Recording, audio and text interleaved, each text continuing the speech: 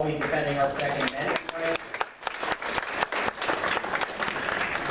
And then on the delegates race, I'll talk briefly about the process because I think there's a lot of confusion or what people are questioning that process here in Pennsylvania this year, obviously more than ever because it has such an impact on the race. So very briefly, we have 71 delegates in all of Pennsylvania. 17 are awarded to the statewide popular winner. So whoever gets the most votes in all of Pennsylvania gets the winner take all of those 17 delegates.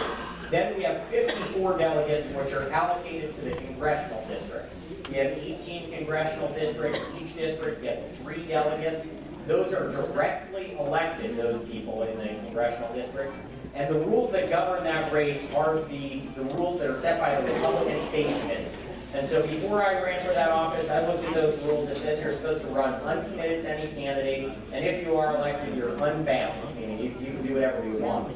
So I tried to adhere to those rules. I'm not committed to any candidate for that office, but if I am elected, I think it's important to listen to the will of the people that elected me in the 15th Congressional District, and vote for whoever they support. So that's what I'm going to be doing if elected. In conclusion, again, I just want to wrap up. I'm on the ballot for re-election in the 134th district in those places I talked about, and a delegate to the Republican National Convention in the 15th Congressional District, which is currently represented by Charlie Denton. So if you're in that congressional district, I would appreciate your support on Tuesday. Thank you. Thank you, Ryan. Is Gary Day here? No? Okay, and Rick Doherty? See, agenda changed again. Somebody's not here. Hello, I'm Rick Doherty. I'm the Democratic candidate for the 15th Congressional District. And let me start by first of all recognizing that our servicemen and women in uniform and our veterans, and especially our citizen soldiers, our Pennsylvania National Guard, need to be honored and supported. We live in a very dangerous world at this point, and they're on the front lines, especially the National Guard for us. And we need to support them and their families for the rest of their lives.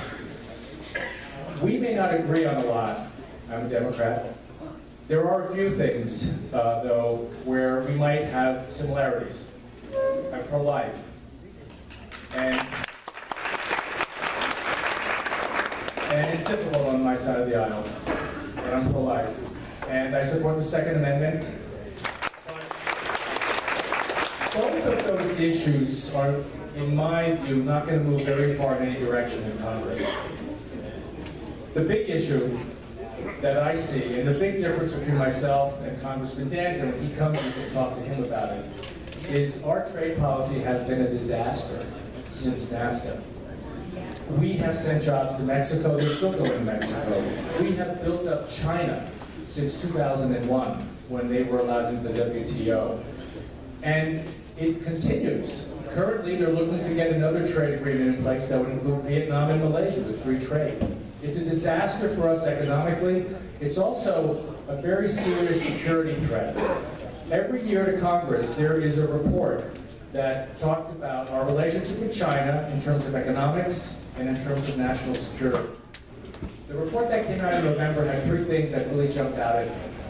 One is China is able to attack us through cyber attacks, and we cannot defend adequately either at the government level or through major industry. 2, China is close to being able to knock out every satellite in every orbit. And 3, China is at this point under the belief that they can withstand nuclear attack and they can deliver a retaliatory blow. Those are reports to Congress. It's not something that's made up. And so when when you buy a Girl Scout cookie, what are you doing? You're supporting the Girl Scouts. When we buy this stuff from China, we're supporting the Chinese military. We're supporting the communist Chinese regime. It is as if, it is so stupid, it is as if you go back to the 1970s, imagine if all the stuff we picked up, all the little this and the that and the pens said, made in the Soviet Union. It didn't. They were our enemy. China is our current enemy. That's why I'm running for Congress. Charlie Dent and I have a very, very different opinion on this issue. And it's what I believe, and if you don't agree with me, do not vote for me. Vote for him. Because he supports free trade, he supports what's been happening with China. The only thing I've heard him say about China is currency manipulation. We shouldn't be trading with China at all. And it's wrecked our industries, and it's putting us under military threat by China because of what we did, because of what Charlie Dent and Congress did. That's why I'm running for Congress. It's not a career move. I love my job. I want people to know where I stand. This is a serious enough issue that I felt I needed to get out. I was here in 2012, and I thank you for inviting me back. And I appreciate just having had the chance to be here. So thank you. Thank you, Rick. Is Joe Barker here? There he is. You were hiding in the back, Joe. I didn't see you.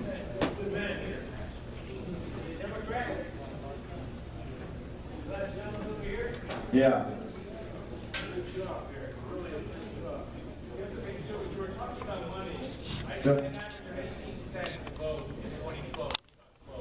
Joe, you're up next.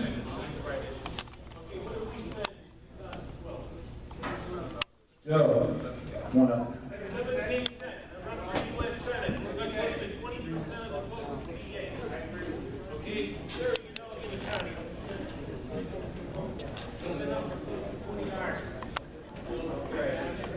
Well, don't fall asleep up here, because I'm not carrying you out.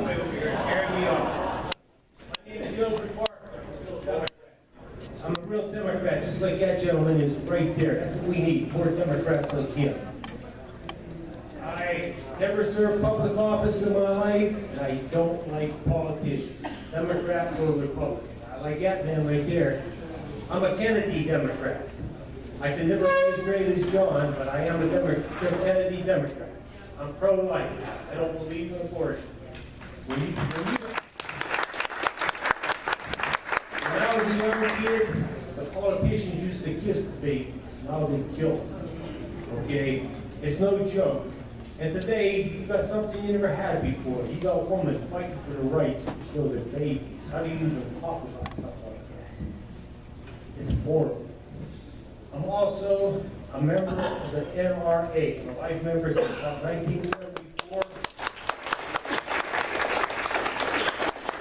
Again, put there, became a life member of the Ohio Gun Collectors. I'm a life member of the Forest Grove Sportsmen. And since about the mid-60s, I've been a reserve deputy for the Allegheny Sheriff's Department. I got my son over here. We're basically three types today. We tried to run for office back around 2005, and it was a disaster. It was a disaster. So we came back and licked our wounds. Okay, my staff consists of my son behind me. He's my manager. His mom's my secretary. That's all we got. And we ran for the United States Senate the second time. We did our homework. When we go to do things, the three of us know how to get them done. And I got on the ballot, Charles Spector, Joe Sestak, and myself. Joe Sestak did a petition challenge, and he got me off the ballot. So we had to go back in 2012 and get another 2,000 signatures. We got on the ballot again, and I ran against Mr. Casey. And they did pretty good there. I knew I couldn't win. Okay, this time I'm running, and instead of Joe Sestak having one judge, he has seven Republican judges. And I got close to 2,700 signatures. This is something I have to tell you about. I have to get it off my chest. I needed 2,000, and what they got today is they got federal guidelines they didn't have back in 2010.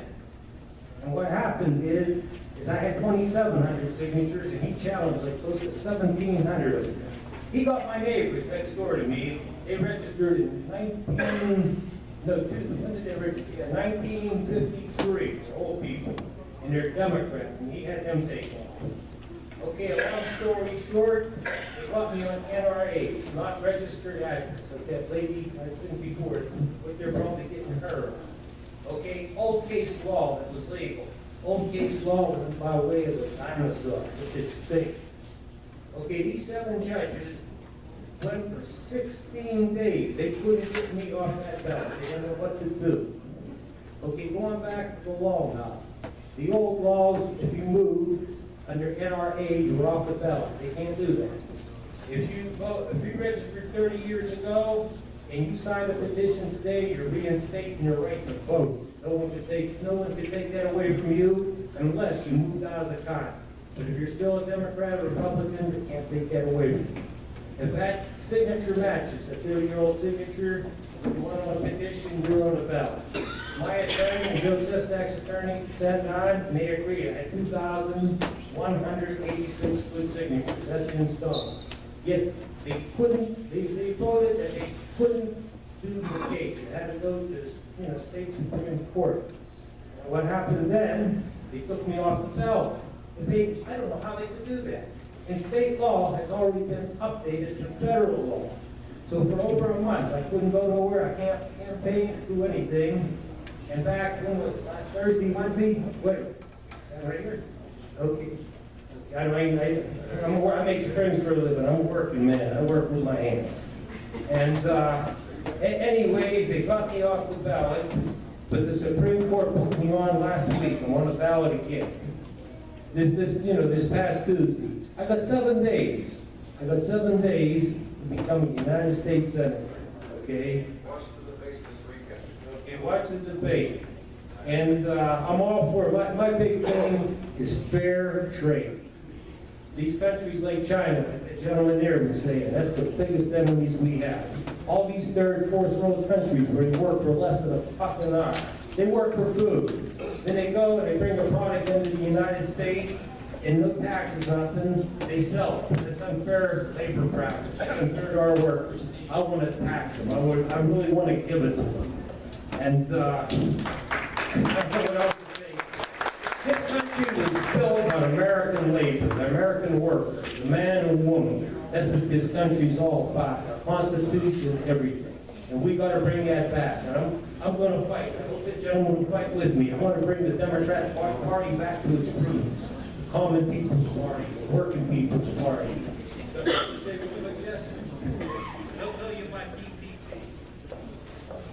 As far as TPP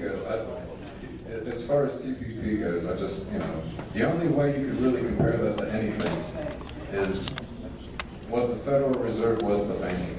This trade deal is gonna concede the Congress's right to negotiate trade.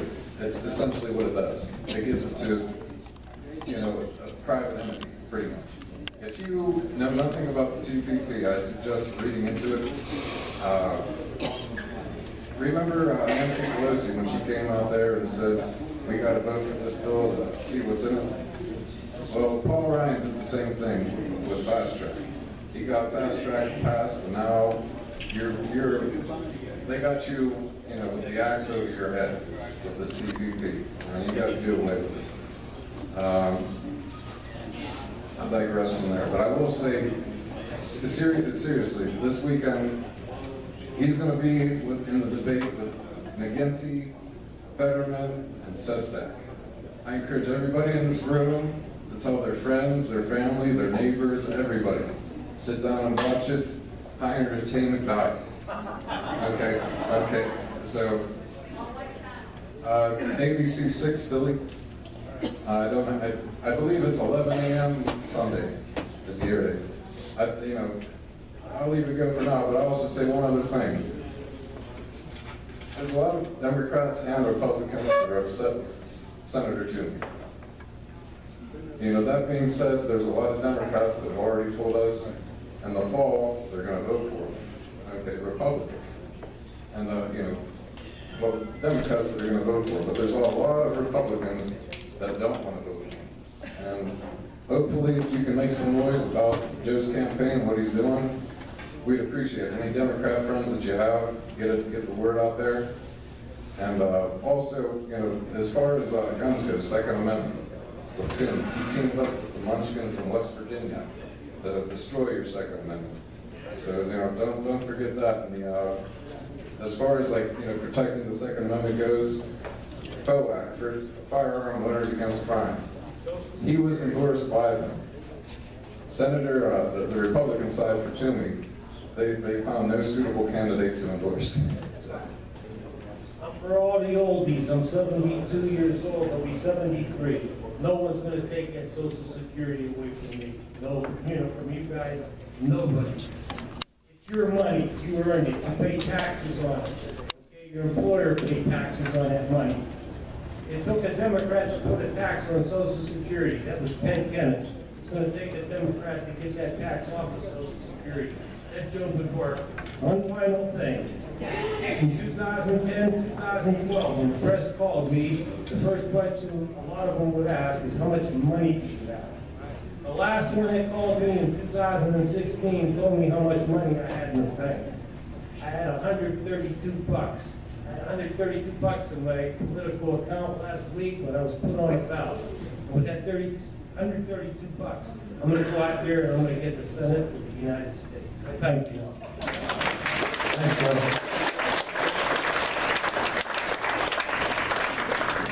Okay, we have a few delegates running for the Republicans at the National Convention. So first I'd like to ask Larry Stoller, Stoller, right? Okay. Larry Stoller is strolling to the middle. Thank you. I'd like to thank Linda for inviting me to your program here tonight. I'm half of the Stoller campaign team. My wife is the other half. She's in an activity in Lebanon County where we live. I am running for delegate in the 6th Congressional District. And that district politically is known as the Dragon. They call it the Dragon because of its irregular shape. It's part of Berks County, part of Lebanon County, a big part of Chester County, and a part of Montgomery County. And I can tell you, it's not set up for Berks County, or Lebanon County, or even Montgomery County. Okay?